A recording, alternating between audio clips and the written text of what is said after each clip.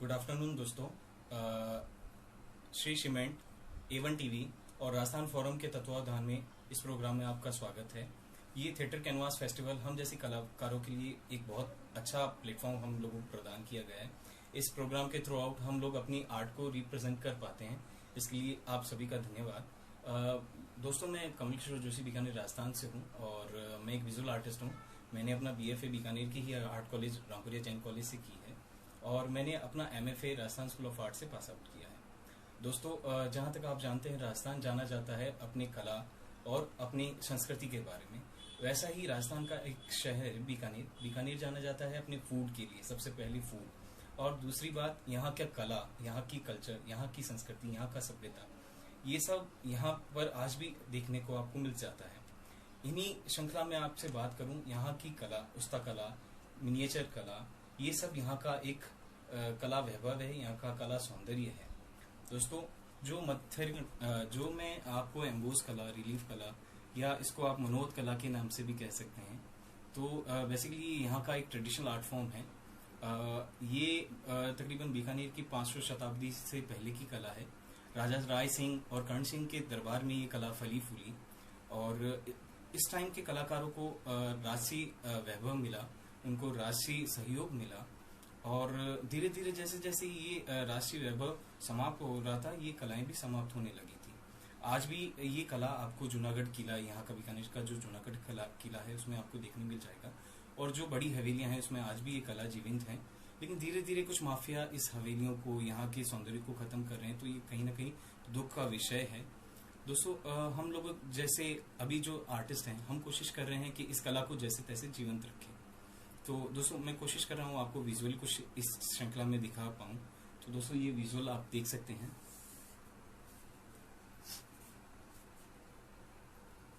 ये एक नरसिंह मंदिर है बीकानेर का, जहाँ पे हम लोगों ने ये वर्क किया था। ये गोल्ड रिलीफ वर्क है।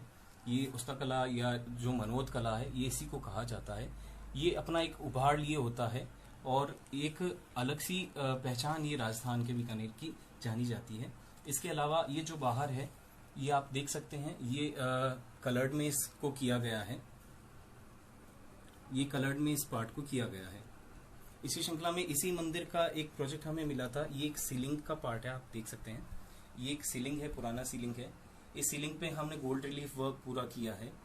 ये मनोहर का हिस्सा है। ये उभारदार जो हिस्सा होता है, इसको मनोहर कला भी कहा जाता है।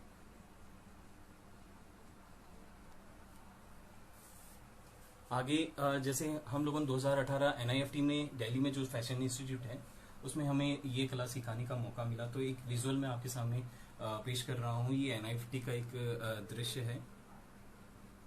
यहाँ के 10-15 स्टूडेंट जो लेदर डिपार्टमेंट के थे, इन लोगों ने हमसे 10 दिन ये उस्ता कला, ये मनोहर कला, ये हमसे सीखी।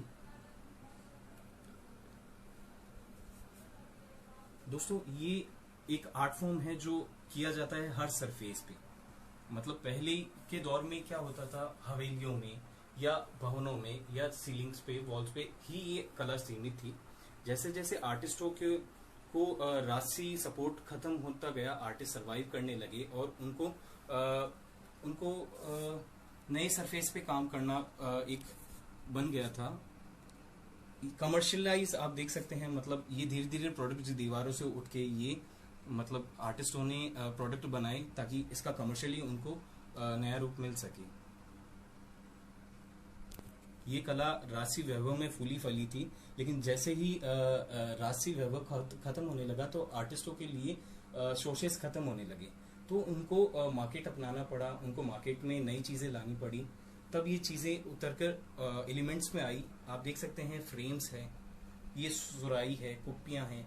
तो इन पे हम लोगों ने इस आर्ट को डेवलप किया, यहाँ के आर्टिस्टों ने डेवलप किया और जो नई जनरेशन है वो इसको आज भी बरकरार रखे हुए। इसी श्रृंखला में मैं आपको कुछ और विजुअल दिखाता हूँ। आप ये विजुअल्स देख सकते हैं।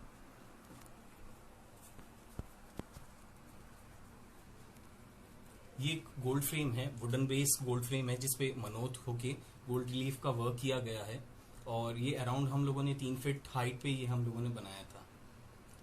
और ये यहीं के एक गणेश मंदिर का सीलिंग है जिसपे हम लोगों ने नए सिरे से इस आर्ट फॉर्म को डेवलप किया। ये यहाँ की ही एक लोकल शैली है जिसे बादल महल भी कहा जाता है। बादल जो क्लाउड्स है ये ट्रेडिशनल बीकानेर के क्लाउड्स है। तो हमें एक मौका मिला एक जैन मंदिर में इस आर्ट को डेवलप करने का। ये उसी नरसिंह मंदिर का एक विजुअल है, आपके सामने है।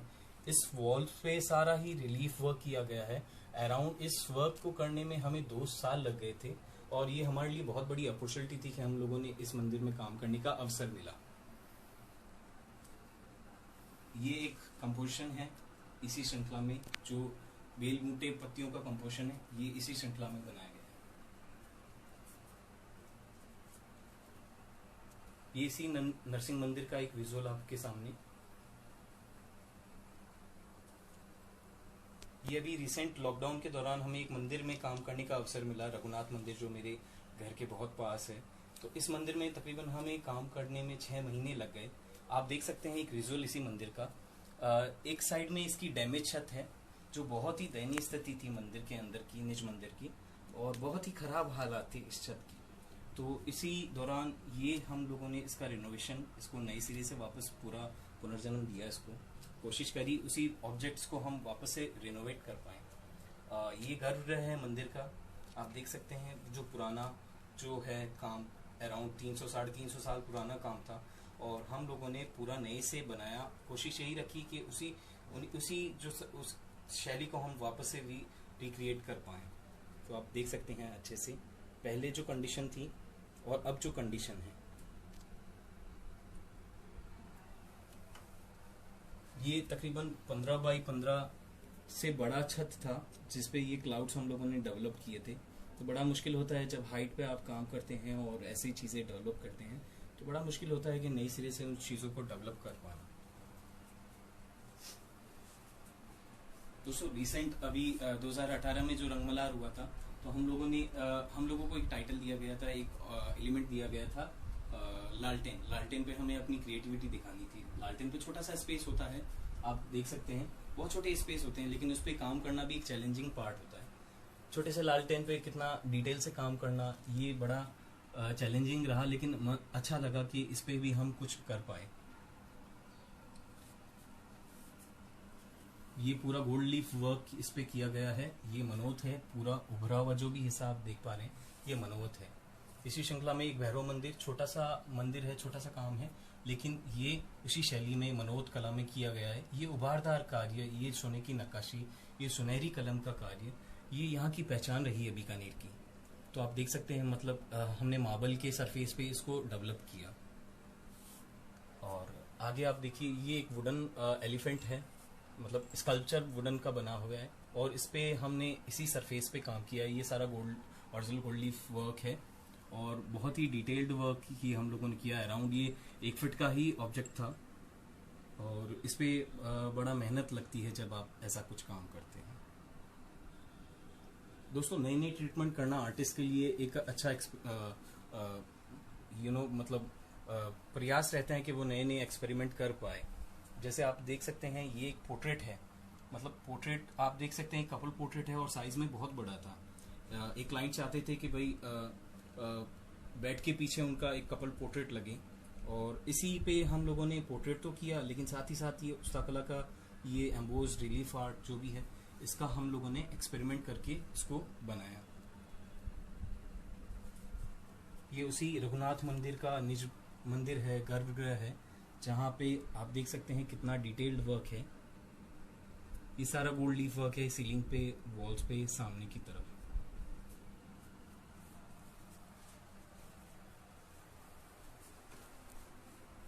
तो दोस्तों मैं कोशिश करता हूँ आपको इसी श्रृंखला में कुछ बताने की, आपको एक डेमो देने की कोशिश करता हूँ।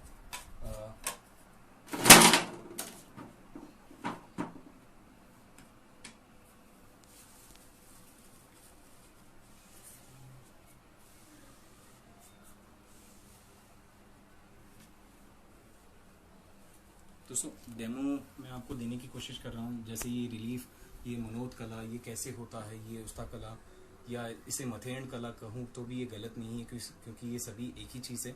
हर जगहों का रिलीफ का काम करने का प्रोसेस अलग होता है, थोड़ा थोड़ा डिफरेंट है, लेकिन ये उभारदार का पहचान रही है। जयपुर में भी होता है, बीकानेर में भी होता है, सबको अलग अलग शैलियों के नाम से जाना जाता है।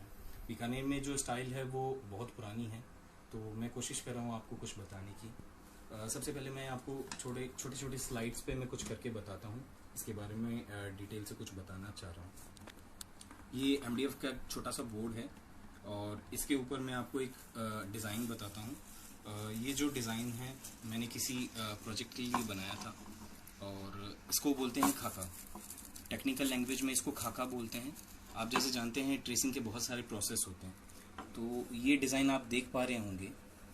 ये डिज़ाइन पहले हम लोग शीट पे ड्रॉ करते हैं, एक ब्लैंक शीट पे हम ड्रॉ करते हैं, फिर बटर पेपर है, ये नॉर्मल बटर पेपर है, इसके ऊपर हम लोगों ने ये डिज़ाइन ट्रेस किया और एक फाइन ट्यून जो निडल होता है, सुई होती है, इससे इस पूरे बटर पे एकदम से हम लोगों ने होल बना दिए, आप देख पा रहे होंगे।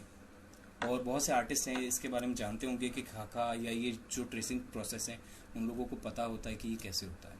तो दोस्तों मैं दिखा दूँ, ये प्लेन सरफेस है, वुड का सरफेस है और इसके ऊपर मैं ये ट्रेसिंग का प्रोसेस आपको बता देता हूँ। ये चारकोल का एक पोटली है, एक कपड़े के अंदर हमने फाइन चारकोल पाउडर डाला है और इसको पोटली बना दिया इसका एक छोटा सा। और ये जो खाका है इसको हम ट्रेस कर लेते हैं। इसमें आप नील भी यूज़ कर सकते हैं, कोई गेरू पाउडर भी यूज़ कर सकते हैं, इवन जो भी आपको सहूलियत हो, लेकिन जो चारकोल पाउडर है ये ज़्यादा बेस्ट रहता है, इसे छपना ज़्यादा आसान हो जाता है। आप देख पा रहे होंगे ये ट्रेस हो चुका है ये डिज़ाइन, और इसकी लाइफ बहुत रहती है, मतलब आप जितना चाहें इसको ट्रेस कर सकते हैं, बहुत इसको रीयूज़ कर सकते हैं इस खाके को। दोस्तों ये अहम हिस्सा है, एक अहम हिस्सा है ट्रेसिंग का, जो बहुत पुराना तरीका है। अब दोस्तों मैं आपको बताता हूँ, ये है मिट्टी, आप इसकी जगह यूज़ कर सकते हैं, खड़िया मिट्टी सब्स्टिट्यूट है, लेकिन ये हम लोग जो ट्रेडिशनल बनाते हैं, ये जो अपनी मटकी की मिट्टी होती है, ठीकरी होती है, इसको पीस के इसका फाइन पाउडर बना लिया जाता है। ये बहुत होती है, इसका ट्रेडिशन है। इस पुराना गुड़, जो खाने वाले गुड़ होते हैं पुराने हो जाते हैं, जो यूज़ नहीं, तो इसको इस पानी के अंदर भिगो के एक दिन के लिए रख दिया जाता है, फिर इसका एक लिक्विड तैयार होता है। पानी के साथ गुड़ काम करता है, वो इस मिट्टी के साथ मिलाया जाता है। मैंने पहले से एक बना के रखा है, मैं आपको दिखा दूं। ये पानी, गुड़ का पानी और मिट्टी है। अपना रिलीफ जो होगा, ये जो मनोत होगा, उभार वाला जो कार्य होगा, वो इसी मिट्टी से होगा। ये मैंने थोड़ा भिगो के रखा था पहले से। इसके साथ ट्रेडिशनल जो काम जो करते हैं ट्रेडिशनल यहाँ के आर्टिस्ट, गिने चुने आर्टिस्ट है, जो गिनी चुनी फैमिलियाँ हैं जो इसमें काम कर रही है, ये लोग गुड़ के साथ साथ मेथी, दाना मेथी जो होती है उसका पानी भी यूज़ करते हैं ताकि फंगस ना लगे इसमें। तो आप देख पा रहे होंगे, जहाँ तक ये इसकी जो मात्रा है गुड़ की और मिट्टी की, वो आपको कुछ ऐसा ही पेस्ट बना के रखना है। थोड़ा समय का अभाव है तो कोशिश कर रहा हूँ आपको अच्छे से मैं कुछ बता पाऊँ। अब आपको थ्रू आउट ब्रश के एक छोटे से टिप पे इसका थोड़ा सा हिस्सा ले लेना है। आपको जब भी एम्बोज करना है थोड़ा सा लिया और आपको यहाँ पे फिल कर लेना है, आपको यहाँ पे फिल कर लेना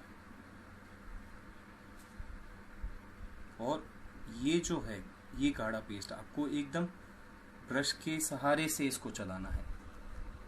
आप देख पा रहे होंगे ये चीज़ें, इसको टिप पे लेना है, मतलब ये जो पेस्ट है ब्रश के टिप पे इसको उठाया मोती की तरह, आप देख रहे होंगे, और ये गाढ़ा गाढ़ा पेस्ट आपको फिल करते रहना है।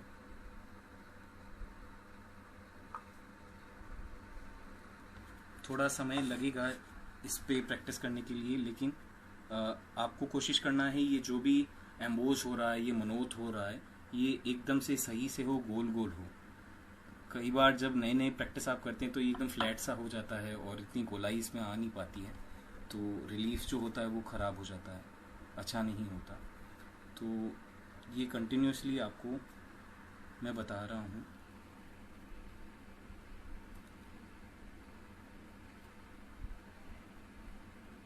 ये हिस्सा है मनोत का, इसको मनोत बोलते हैं। जो ये एम्बोज जो है मनोत है दोस्तों। हर जगह पे टेक्निकली एम्बोज जो होता है इसको अलग अलग नाम से जाना जाता है। जैसे उदयपुर नाथद्वारा साइड में इसको उपाड़ का कार्य बोला जाता है, लेकिन वहाँ का तरीका कुछ अलग है। और बीकानेर में जो ये किया जाता है इसका ट्रेडिशनल मेथड जो है वो अलग है।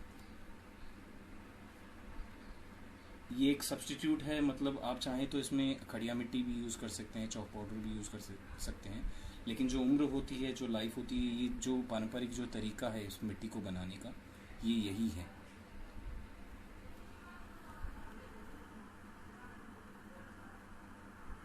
ये पूरा टाइम लेगा, तो मैं आपको बस इसका छोटा सा एक डेमो ही दे रहा हूँ। ये पूरा टाइम ले लेगा, इतना समय रहेगा नहीं। तो ऐसा कुछ ये एम्बोज होता जा रहा है, आप देख पा रहे होंगे। ये मनोत हो जाने के बाद में तकरीबन आपको पूरा दिन इसको सूखने छोड़ देना है। ये पूरा दिन ही लेगा सूखने के लिए।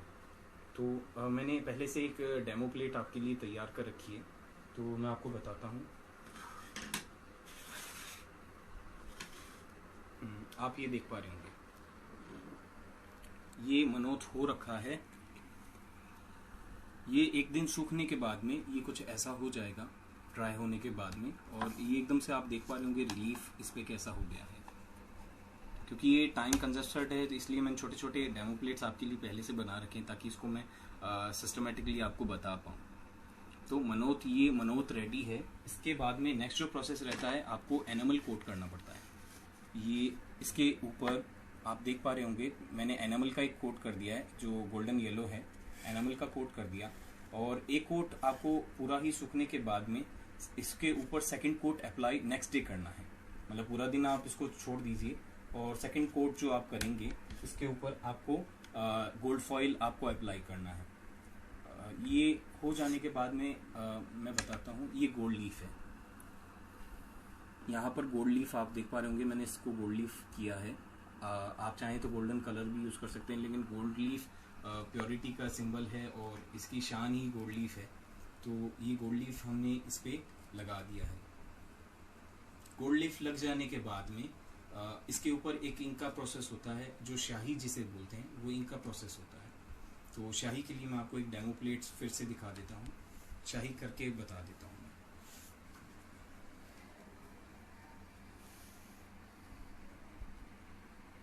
मोस्टली इसमें वाटर इंक यूज़ करते हैं, पोस्टर कलर यूज़ करते हैं, एक्रेलिक यूज़ करते हैं।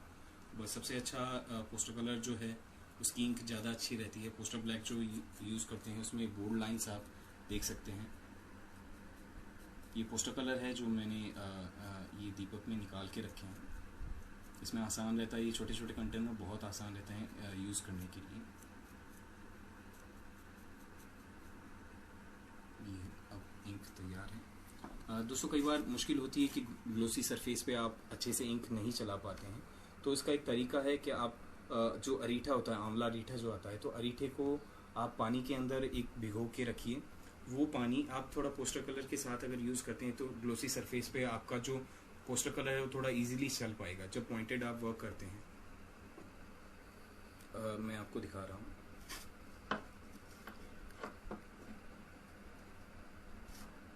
ये इंक का प्रोसेस मैं स्टार्ट कर रहा हूँ।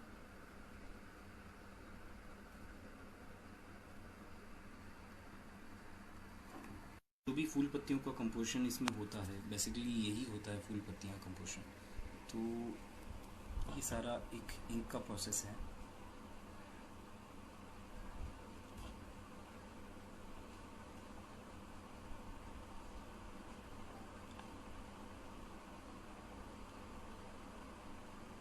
थोड़ा सा जो मनोत होता है उससे जगह छोड़ छोड़ के ही करना होता है, एकदम सटा के नहीं करना होता है इसको।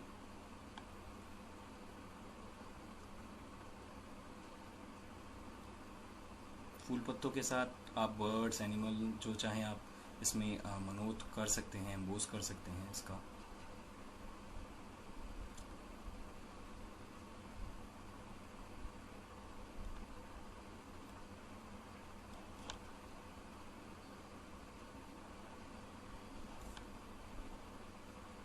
तो इसी तरह आपको पूरा ही कंपोजिशन जो आपका डिज़ाइन आप जो भी बना रहे हैं, इसकी लिमिटेड एक मेथड होता है, इसका एक लिमिटेड स्टाइल ऑफ वर्क होता है। डिज़ाइन क्रिएशन जो होती है ये सब मायने रखती है। इसमें डिज़ाइन बनाने का एक अलग तरीका होता है, लिमिटेड फॉर्म्स होती है, फूल पत्ते होते हैं, जिससे ही आपको डिज़ाइन क्रिएट करनी होती है।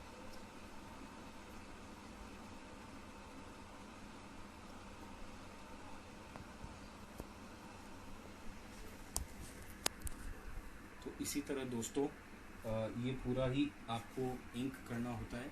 ये मैंने आपके लिए डेमो प्लेट फिर से तैयार कर रखी है। इसमें आप देख पा रहे होंगे मैंने पूरा ही इंक पहले से करके रखा है।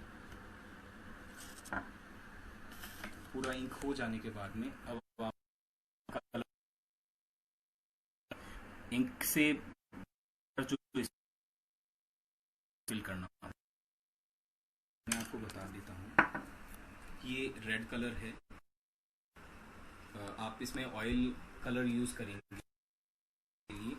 मैं रिकमेंड करूँगा रेड ब्लू ग्रीन, इसमें ज़्यादा यूज़ होते हैं, तो आप स्टूडेंट का रेड क्रिम्सन लेक यूज़ कर सकते हैं। इसके साथ आप वर्डिन ग्रीन यूज़ कर सकते हैं और पर्शियन ब्लू, ये तीन मोस्टली ये कलर इसमें यूज़ किए जाते हैं। जो इसका इसमें तीन कलर ही ज़्यादा यूज़ किए जाते हैं। तो मैं आपको वर्डिन क्रिम्सन बता रेड कलर जो है इसके बारे में। साथ आपको इसको अप्लाई करना है।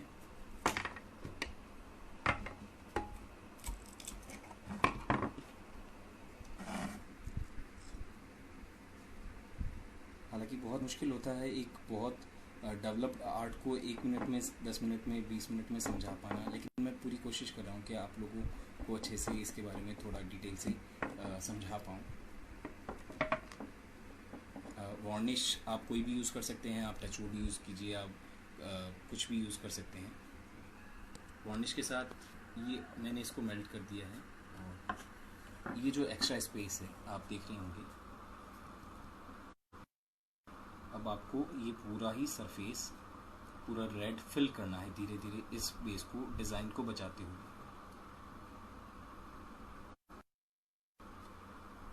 आसपास के एरिया को टच करे, बस इंक तक टच करे। कंपोजिशन है, फॉलिएज कंपोजिशन है, फूल पत्तों का कंपोजिशन है, इसके ऊपर ये चढ़े ना, बस बैकग्राउंड जितना भी है उसमें ये लगातार फिल।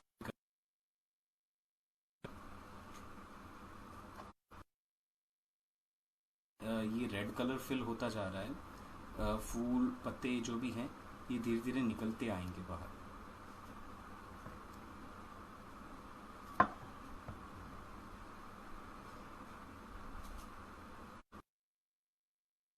आने से जो ऊपर का गोल्ड है वो हाईलाइट होने लगता है।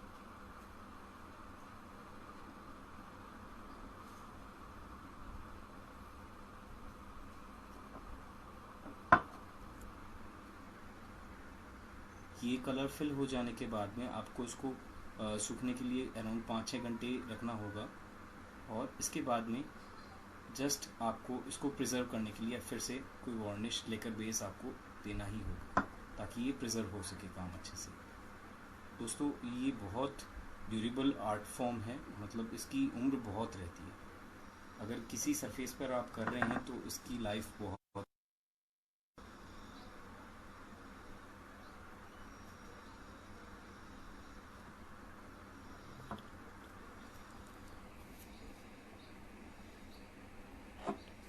ये आप देख रहे होंगे ये जो पत्ते हैं, ये नुक्ते हैं, इनको टेक्निकल लैंग्वेज में इन पार्ट्स को नुक्ते बोलते हैं।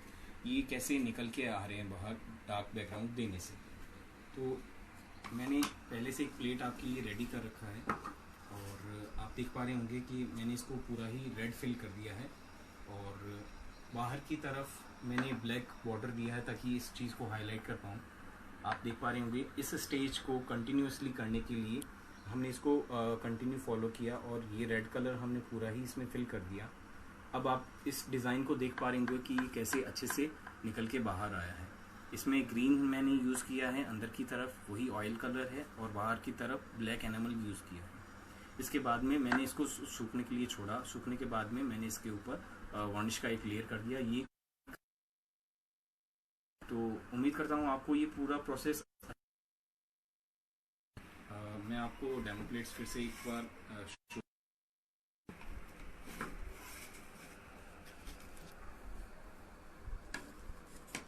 ये आप देख पा रहे होंगे।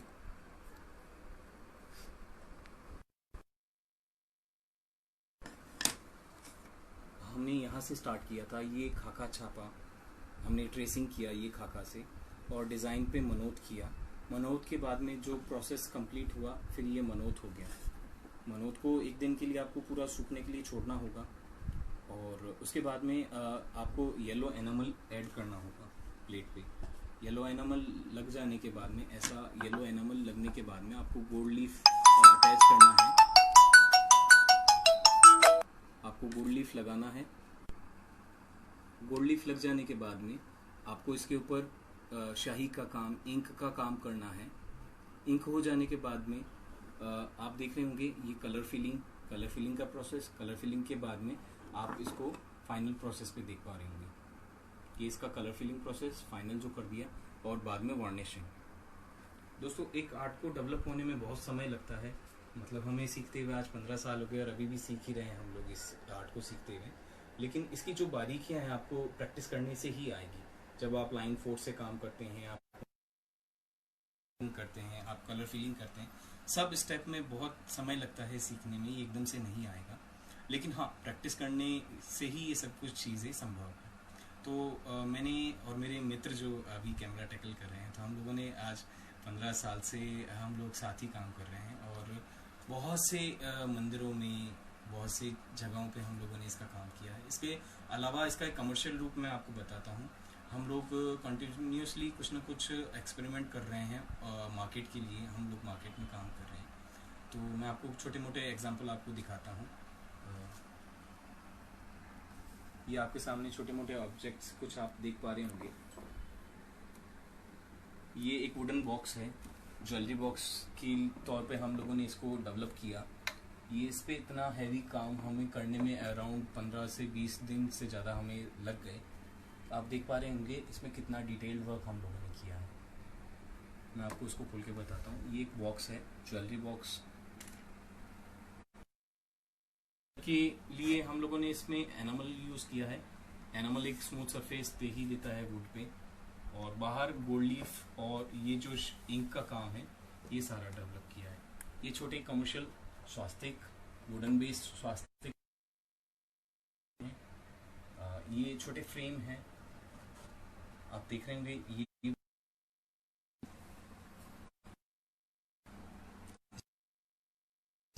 बारीक सा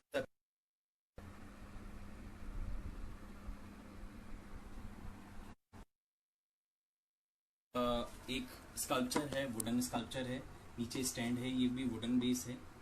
ये यहीं के आर्टिस्ट से हम लोगों ने बनवाया था। लेकिन ये जो सरफेसेस पे आप काम देख पा रहे होंगे, ये सारा गोल्ड लीफ वर्क ही है। दोस्तों, इन चीज़ों को डेवलप करने के लिए थोड़ा टाइम लग ही जाता है। इसी काम के दौरान एक एलिमेंट और है, मैं आपको बता देता हूँ। कमर्शियली जैसे बैंगल्स यहाँ के कुछ आर्टिस्टों ने डेवलप किए थे, और हम लोगों ने भी इसका मार्केट में बहुत काम किया। ये बैंगल है, वुडन बेस बैंगल है, जिस पे गोल्ड लीफ का काम किया गया है। इसका रॉ मैं आपको दिखा देता हूँ। ये कुछ ऐसे लकड़ी के, यहीं के कोई खैरात से हम लोग बनवाते हैं, और इसको फिर फाइनली इसके ऊपर इतने छोटे सरफेस पे हम लोग काम करते हैं। ये ऐसे वुडन बैंगल्स होते हैं।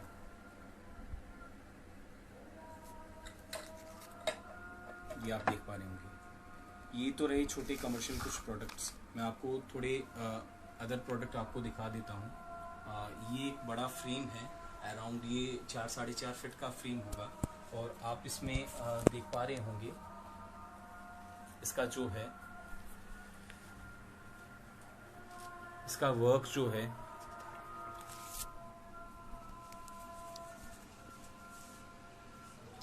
ये फ्लैट वुडन बेस फ्रेम है, मिरर है इसमें लगा रखा।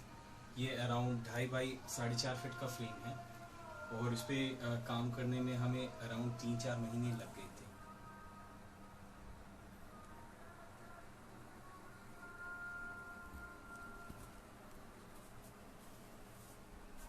दोस्तों, ये कुछ वुडन फ्रेम्स हैं। ये फ्रेम वुडन ही है, वुडन बेस पे किया गया है। ये भी वुडन बेस कपल फ्रेम है, जिसमें कोई कपल अपने फ़ोटो लगवा सकते हैं। ये भी एक पिक्चर फ्रेम है, आप इसमें जो चाहे फ़ोटो लगा सकते हैं। ये वुडन बेस्ड ही है और ये भी वुडन बेस है। ये सारे गोल्ड लीफ्ट है सारे, और उसका काम का प्रोसेस भी वही है। तो दोस्तों, ये छोटी सी यात्रा मैं अभी तय कर रहा हूँ। मैं कोशिश कर रहा हूँ इसी आर्ट फॉर्म को डेवलप करने का, और जो मेरे सहसाथी हैं, दोस्त हैं, इसी कम्युनिटी में काम करने वाले, चाहे उसका हो, चाहे मथेरन शैली में काम करने वाले हो, ये लोग बहुत स्ट्रगल कर रहे हैं और ये जैसे तैसे इस शैली को बचा रहे हैं। ये बहुत मेहनत करते हैं, बहुत मेहनती वर्क है ये। तो कहीं ना कहीं इन लोगों का परिश्रम देखने मिल जाता है। इसी दौरान जैसे मेरे उस्ताद हैं इस्लाम कोहरी, इन लोगों ने हमें बहुत मेहनत से सिखाया ये काम। तो उम्मीद करता हूँ दोस्तों आप लोगों को कुछ मैं समझाने में सक्षम हुआ हूँगा। तो थैंक यू सो मच। आपको विजुअल दिखाता हूँ कुछ और।